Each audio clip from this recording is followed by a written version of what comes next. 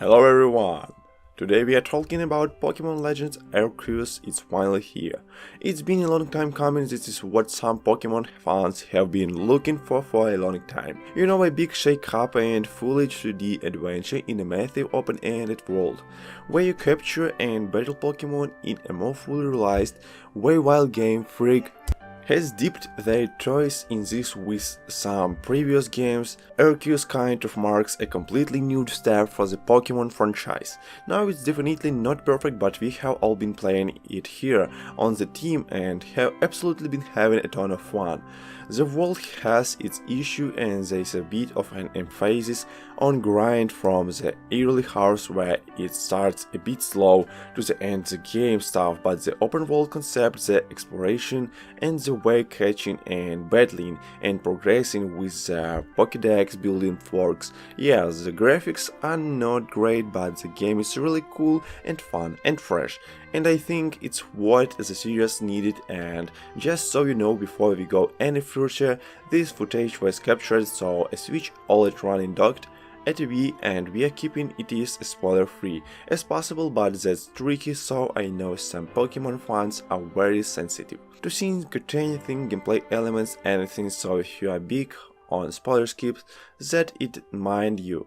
No, we still want to show different points of this game and various levels of progress, so getting into it in the basic step is that you create your character and you end up in the Arceus region. You don't know how or why, but you quickly meet the local people and get drafted into their sort of Pokemon discovery expedition, as was revealed.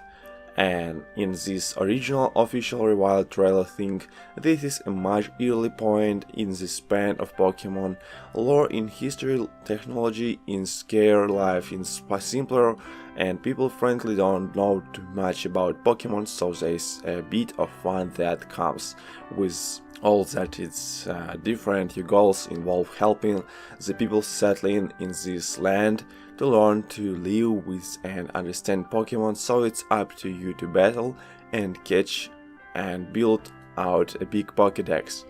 Now the general flow has you going along story missions, but there's a lot of stuff to mess around with. In the meantime, villagers and locals will give you side quests. Think college requests that usually need you some rewards or just help the town or community in some way. But what you are mostly doing is getting out there and doing the Pokemon thing. You are catching, you are leveling them up.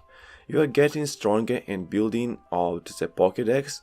This is the main focus, and everything requires you to really do a lot of what you may have already done. You don't catch a Pokemon once, and that is you catch up them multiple times to completely a contain Pokédex. Objective 1 in a long list of them. Like say battle a Pokemon 3 times, catch it 3 times, then catch it 6 times, catch different variants, catch a male and female catch on its night. So every time you catch it of different Pokemon or a new Pokemon, it's really still exciting because you are accomplishing a branch of things in your Pokédex and then cashing in all those things. So you're always feeling like you are being rewarded.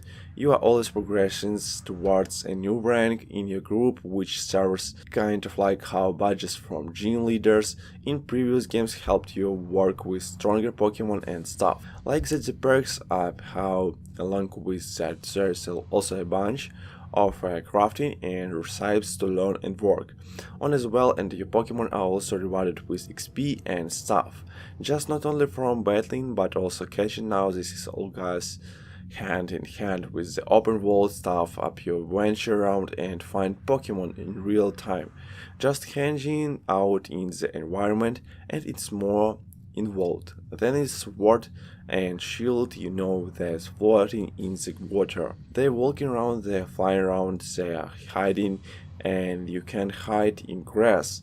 and creep up and them and try to catch them or battle them, and battles go down in real time right there in the environment, and it does not get old. And for my eyes, this is a Pokemon you would always kind of be hoping to see. It feels much more real and cool, just like how you have conjured it up in your head probably since you were a kid. Now sometimes the Pokemon wandering around in the environment seemed kind of dumb and kind of dopey, not much going on in the end department, which is a boomer, but some of them can see you and run away, or some of them can get pissed and try and attack your character, so you can dodge out of the way before tossing out a Pokeball with a Pokemon to like battle them. No, battles themselves are pretty straightforward. The newest thing is the addition of the ability to change how much power you put into your moves, so if your Pokemon has battled enough